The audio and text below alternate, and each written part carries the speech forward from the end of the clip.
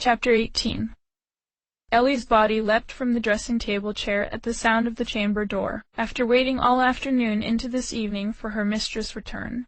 Her usual, impeccably wavy red hair was now twisted and frizzy, after spending the hours nervously braiding and rebraiding it, rehearsing what she'd say as way of apology for the unfortunate incident on the balcony.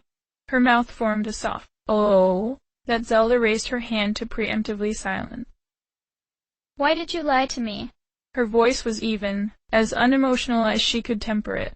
A statement, a demand. "About what?" Ellie's big eyes searching Zelda's, nervously toying with the thick linen hem of her skirt. "The mines, the recruiting, the gloom sickness, everything you had me believe the king was inflicting on Hyrule. Why did you lie to me about it?" "I didn't lie," Ellie squirmed, the panic ebbing from the queen's mind to the maid's. "I told you everything I'd heard, just like I heard it." "From whom?" "My friends, when they visited on my day off, and some letters they send." She tried to explain, pacing back and forth from the dresser to the fireplace. "It's all they were talking about. How there were all these Gerudo going around Terry and Kakariko, getting people to come and work." "Gerudo going around? You mean they saw squadrons of arena in their towns and didn't care for it? You confused a presence into a hostage-taking. They're so intimidating," Ellie said. "No one wants them around, but they insist on watching and lingering. And so I'm sure some people have felt obligated to join in when they weren't so sure about it. That's the only reason I can think that they've got any staff at all, who would willingly want to go work for the king. It doesn't even make sense." "You work for the king," Zelda said, advancing a step with her finger pointed toward the soft spot above Ellie's foolish heart. "You elected to come to the castle and serve within it. No one harassed or strong-armed you into it. There was no threat to the dodgy well or your mother or your sister, was there?" The girl shrank away, backing up against the elegantly carved stone of the mantel. "Answer me, Ellie. Why are you here?" "Because I wanted to meet you," she admitted, her voice speeding and rising into a strangled chirp. "Your Princess Zelda. I read all the stories about your childhood, and growing up to find your power and save all of Hyrule. And then once I was in school, all of my friends would get together at each other's houses and take turns reading the stories about you and Link falling in love. And it was the most adorable, romantic thing in the world. I knew we could be best friends if I could just be around you and help. That still doesn't explain why you made me believe the truth." Ellie cut in, the words breaking as a sob clogged her voice. "I made you think that the king is a monster? You know he is. You more than anyone know that he is. You've watched him try to annihilate your kingdom, more than once, even. But still you're here, wearing his clothes and eating dinner across what is rightfully your table and making up your face like you're one of faith. Them." "Ellie." Zelda dropped her voice to a hiss, the motherly tone she'd adopted with the well-meaning girl tempered behind her teeth. "Do you have any grasp of the fact that you are going to get both of us killed? Link is coming back to save you," she cried, much too loud for comfort, prompting Zelda's hand to smash against her lips, pressing hard as her perfect little skull wedged uncomfortably against the stone. "Now you listen to me, and you listen well," she said, her pale face lined with shadow and kohl as she leaned close enough for their noses to touch. "I have not seen Link in half a year. I don't know if he's hurt or dead or decided to give up on me altogether, which, if he had any shred of self-preservation in his soul, he would have done the moment I swore fealty. I'm putting everything I am into convincing a man who tried to destroy my world countless times that I could love him. You do, don't you?" The accusation was so distorted behind Zelda's palm as to be deniable, but the pure disdain in Ellie's eyes was like a slap that made Zelda physically recoil back, clutching her hand as if stung. "You can tell me that you're doing this all of Link and Hyrule, but I've been here. I've seen everything. I've heard everything. That's right, everyone stationed in this entire wing can hear you," she shouted from the upper ground, tears in every broken shard she cradled of her sacred goddess flowing torrentially free, daggering at her fallen idol. You want me to believe that you're making some kind of grand sacrifice when you're screaming for more and all and everything from that invading bastard?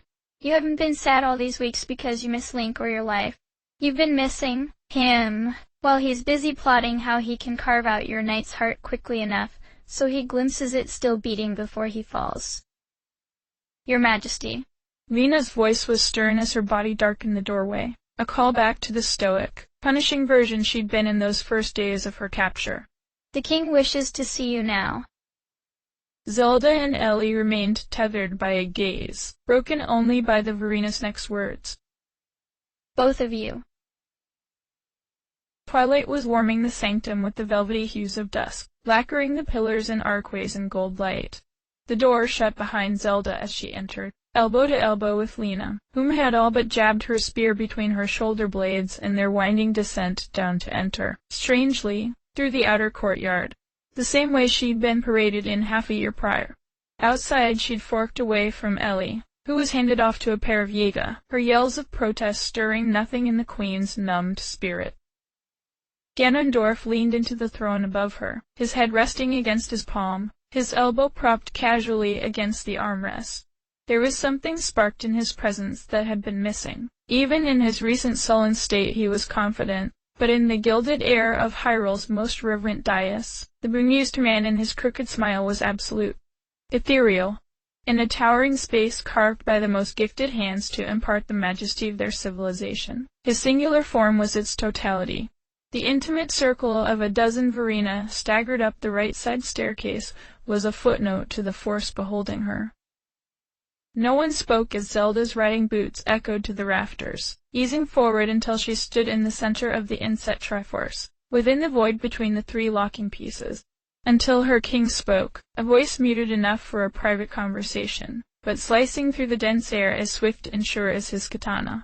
You've shown me great disrespect, my pet, he said, a dusk of regret in his tone. And you defied me in front of my highest command. He held up his hand, snuffing her apology before it began. Do you know how weak it makes me look to be accused of mismanaging a populace by a monarch who was too inadequate and incapable of managing them herself in the first place? A failed princess in a dying family who swore fealty to my rule, and enjoys the privileges of the crown, but by my mercy? The chill of his genuine anger locked her knees, trapped her voice deep in her throat. She only nodded vigorously, her gaze plummeting to the stone floor, the stage of her countless downfalls. But my sweet little pet was led astray, wasn't she? He shifted upon his throne, beckoning the guards waiting in the wings with a spirited, struggling Ellie in tow. There was a snake in your midst, yes? The guards dragged Ellie closer, hoisted by the elbows, her tiny slippered feet battling the air. Feeding falsehoods to the queen with the hopes of turning her against me? That's high treason against the crown. The closest Verina descended down the steps, holding her spear aloft. Certainly even a village girl like you knows the punishment for high crimes as serious as this. It wasn't her fault. Zelda cried out against Ellie's piercing, room-encompassing screams. The voice inside her was dim and hoarse, a muscle she once flexed repeatedly but now languished within her, stirred only in the cruelest of circumstance. It flinched at the sight of the maid, writhing like bait before the mouth of a beast. She was gossiping about all of the new shops in town, and how all of her friends were vying for the best jewelry. I didn't understand how all of this material could be flowing so easily through the realm, into the hands of peasants, no less.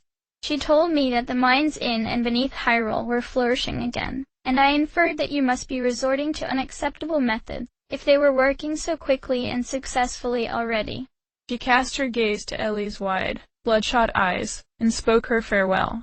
I let easy suspicion and lingering prejudice get the best of me, and spun a simple fact into a scandal, like a common fool. Ganondorf didn't deign it necessary to acknowledge the servant girl, reserving the glint of satisfaction for the queen. What a lucky girl you are. Your mistress shows a spectacular capacity for charity. He waved the Yiga off, out of the intimate circle of the sanctum. Zelda watched the flounce of her red hair as she struggled to turn, to catch a last glimpse of the queen's fate, a story she could bring back to the pub, packed up with all the others. The Verena shifted the spear in her hands, and Zelda thought for a brief second she meant to drive it through her heart, just as Ganondorf had punished Sidon for his insolence. That was before the directive shot down at her from the dais. Undress for me. She audibly gasped, loud enough for the audience to take note. He watched her absorb the order, and the price of disobeying it, with unsettling detachment, both hands gripping the edge of the throne's arms, his partially bare chest towering even-seated. The giant Gerudo banner unfurled beneath the crowning stone Triforce, mirroring the symbol trapping her below. She drew in her breath, counting off in her mind as she demanded her fingers up the coat's downy fur collar, finding the first button loop. 1, 2, 3, 4. She yanked her arms out from the heavy layer, casting it aside and balancing on one leg, like an ostrich, to ease off the riding boots. 5. Shrunken even smaller without her heels, feeling the roar of ocean water in her ears as a dizzying dread threatened to send her skull cracking down against the stone. 6, 7, 8. She peeled the tight brown leggings over her hips, drawing down until they pulled around her ankles, leaving only her white bustier and lace underwear spearheaded by the constant, omnipresent choker. Completely, he clarified. 9, 10, and then back down. Pressing her lips tightly together, she unhooked the brass grommets from the bodice, which split like petals, freeing her constrained breasts and ribs to the tease of fresh air. She nudged the underwear into the pile of downcast leggings and coat, an absurd dignity in the tidiness of her cast-offs. She felt the cavernous sanctum's coldness, but her exposed skin did not react, shocked into stasis. It was remarkable, the calm she felt beneath the 13 pairs of eyes, as if she wasn't there exactly. Rather this sense of being high above, suspended, watching this small body dwarfed by the crushing expanse of this sacred, cursed place, not feeling the vulnerability seizing her but watching it sway beneath the intimate dais crowd, wondering at the skewed version of herself she'd become, both harsher than the one stolen from Hateno village, but also softer, more malleable, preserving the will of another as paramount. So absolute to strip her bare in what was rightfully her own court. Not strip her.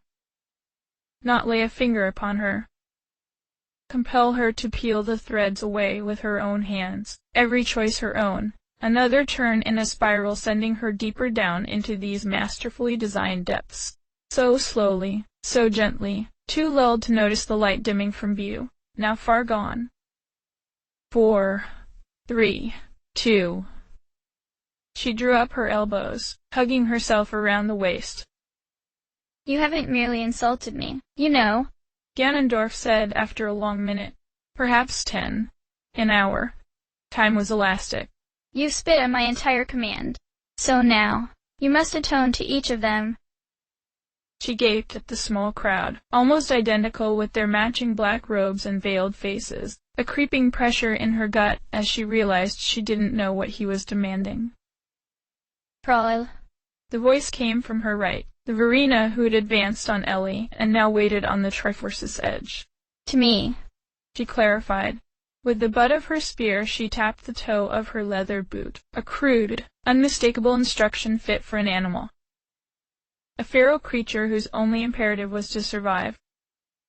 She sank down onto the stone, her palms brushing the red carpet, still stiff and bristled from scrubbing out the blood. The malice. The gloom. The concentrated agony of an empire. She edged herself over to the guard, hyper-aware of her every movement, the pendulum sway of her breasts, the chafing muscles of her kissing thighs, the hair falling in her face and obscuring her vision. Everything felt somehow heavier, gravity pressing and pulling, distorting her. The uniform boot tapered into a fine point that curled upwards ever so slightly. It was a hint of whimsy she hadn't noticed before, one that could take one of her eyes out, from this angle. She knelt forward, her forearms pressing around the woman's ankles, bringing her lips down to meet the well-worn material sheltering the talus. The dust of the palace and dirt of the courtyard coated her mouth like chalk, the putrid mix of clay and flake skin and manure sending a full shudder down her back. Please forgive me. Zelda said before turning to traipse the mass of space between the guard and the stairs, where 11 other women and their soiled boots awaited. After the first few pairs, the filminess over her tongue and teeth and lips numbed the wretched taste. There were no reactions she could see. Each guard was identically silent in the face of her humility, and she kept herself from looking up, from seeing the way they beheld the monarch they'd given up their fiercely close community, their sisters, best friends, neighbors to rail against, prostrated at their feet. What a gift! Their king's promise to his disciples finally fulfilled. The end of the line, her last plea of contrition, brought her to the base of the throne. She caressed Ganondorf's ankles beneath the extra-thick riding boot, still smelling of horse dander and the musty funk of the depths' noxious decay. "I was wrong, my king," she said, wheezing as she pressed her face against his towering calves. She ventured a line of kisses from below the golden hem of his knee, to where his toe met his worn sole. She was certain he must be pleased with how well she'd accepted his commands, proud once again of her willingness to help the right people see and think what he wished them to. "Stand," he said, and she did so, rising to his eye level. That was when she noticed the small black switch waiting in his lap. Too petite for training his own gigantic stallion, it must have been used for breaking in the mare she'd ridden with such abandon, the reward for her clever agitation. A reprieve with a price. No need for smirking soliloquies, no one-word instructions. Ganondorf bent his head in a single nod toward the throne's balcony, and she turned to face it, bracing against the rail. The vicious leather tongue cracked against her ass, and she yelped as she instinctively jolted away from the sting, bucking her hair over her face, the strands sticking to her dirty lips and messy tears escaping with each further lick of the crop. And in the wake of each smarting strike, a tingling tremor of rapture sank beneath her reddening skin, radiating into her core, making her clench with arousal. Each flick landed with a resounding snap ringing a beat, before her voice echoed a startled, sharp cry, each strike a surprise. 13, 14, 15. Had he imagined this, too? How long had the crop been waiting for her practiced composure to fisher? Had it ever belonged in the stable at all, or was it brought for her, and her alone? She hoped the answer was yes, would pretend it was, to welcome in the sweetness of being thought of and planned for, that her pleasure was not an accident or coincidence but a craft, an orchestration, a meticulous intention, waiting for the perfect moment to be unleashed. How many weeks and months had she languished, further and further alone, ignorant of this barbed, cleansing bliss on the other side? 17. Suddenly she felt the force of his palm smacking the flesh he'd made tender, his fingertips lingering ever so slightly on her sensitive cheek, his strength bucking her against the balcony. Her strained, unfamiliar bleating ricocheted a cacophony of wordless anguish from the walls, claiming the chamber that had set her fate long before her birth, and bore witness to her every failure to live up to that bespoke vision. The crumbling, forgotten foundation giving way beneath her feet. Link's seared and mangled hand flung without heed for his life, but still not enough to reach her. Her dim, powerless palm unresponsive in the face of the calamity, the impotence of her promised light, a joke between the goddesses. The spindly, disembodied hands of gloom shredding her soul from her body in the lockup. Every world-shattering horror that scuttled in the shadows of her fitful dreams and waking terrors, groping to make a claim toward her, was blotted by the now familiar calloused hand cracking against her exposed flesh, striking the anxiety's grip away in a torrent of white starbursts in her mind, incinerating her fears and calculations, cleansing her impatience and dread in the wake of this. Only this base desire, only this single moment of receiving what she didn't dare fathom that she needed. Her body slacked, relaxing into each electrifying strike, letting it surge her forward. He could feel it, he must, being this close to her, seeing her knuckles twist and grind into the balcony rail, her moans rising louder, longer, before dipping into a tectonic shudder that almost sent her knees to the floor, had Ganondorf not been there to catch her hips. "You're dismissed," he informed the guards, still gripping her as the scuffle of 24 filthy boots obediently marched out of the sanctum, closing the doors behind them, and it was as if all of Hyrule had emptied the realm and left them behind.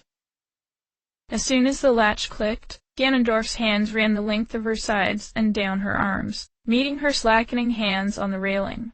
His prickling beard teased at her neck, kissing her just below the earlobe. I didn't release you, did I, Zelda? No, my king. She exhaled. Are you allowed to come without my permission? Not at all, my king. Another new rule to remember. She was grateful. He eased back, taking another ride down the slope of her back and hips as he returned to unsheath himself from his trousers. How am I to punish you when you're so very amenable?